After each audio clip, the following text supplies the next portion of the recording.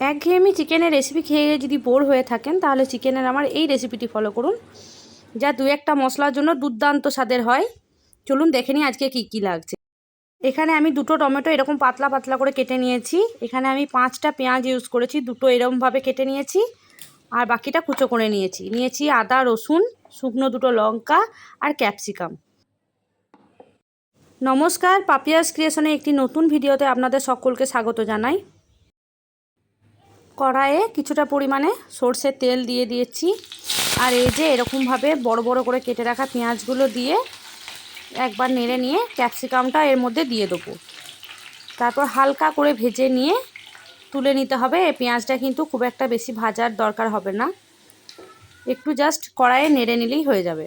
এই চিকেনের স্বাদ কিন্তু দুর্দান্ত হয়। চিকেন কষা, চিকেনের ঝোল এরকম রান্না তো আমরা বাড়িতে প্রায়শই করেই থাকি, কিন্তু ডিফারেন্ট কিছু ট্রাই করতে চাইলে এই রেসিপিটা অবশ্যই বাড়িতে বানান। দেখুন বাড়ির সকলের ভীষণ পছন্দ হবে। এখানে কিন্তু আমি আর এক্সট্রা কোনো তেল দিইনি, কড়াইয়ে থাকা তেলের মধ্যেই চিনি দিয়ে দিয়েছি।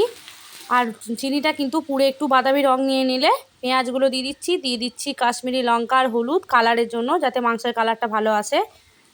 কাঁচা লঙ্কা এইভাবে একটু নেড়ে নেওয়ার পর টমেটোগুলো দিয়ে দিচ্ছি। টমেটোগুলো দিয়ে কিন্তু বেশিক্ষণ ভাজবো না। এর উপর থেকে আদা রসুন আর লঙ্কার যে পেস্ট তৈরি করে রেখেছিলাম সেটাও দিয়ে দিচ্ছি।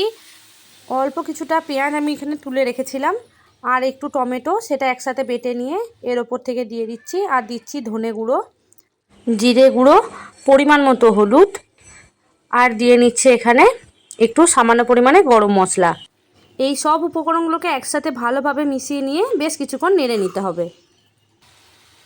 একটু মশলাটা ভাজা ভাজা হয়ে গেলে তার উপর থেকে আমি দিয়ে দিচ্ছি পরিমাণ মতো নুন। তারপরে আরও কিছুক্ষণ ভেজে নেওয়ার পরে মশলাটা দেখবো যখন অনেকটাই কষা হয়ে গেছে, তখন 2 চামচের মতো টক দই এখানে ফাটিয়ে আমি জল মিশিয়ে রেখেছি যাতে দইটা না ফেটে যায়।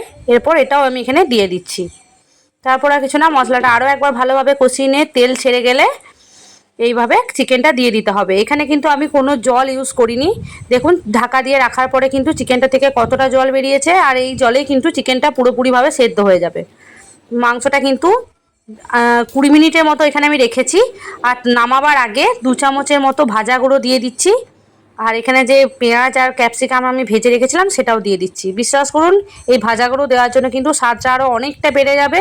ভাজা গুঁড়ো বলতে এখানে আমি জিরে ধনে আর লঙ্কা গুঁড়ো করে রেখেছি সেটাই দিয়ে দিচ্ছি। এই যে এবারে খেয়ে দেখার পালা যে কেমন হয়েছে। দেখেই বুঝতে পারছেন যে কতটা ভালো হয়েছে। দারুণ হয়েছিল কিন্তু খেতে। বাড়িতে একবার হলেও বানিয়ে দেখুন, সকলে ভালো লাগবে। দেখা হচ্ছে পরবর্তী ভিডিওতে। টাটা। ভালো লাগলে লাইক করে দেবেন।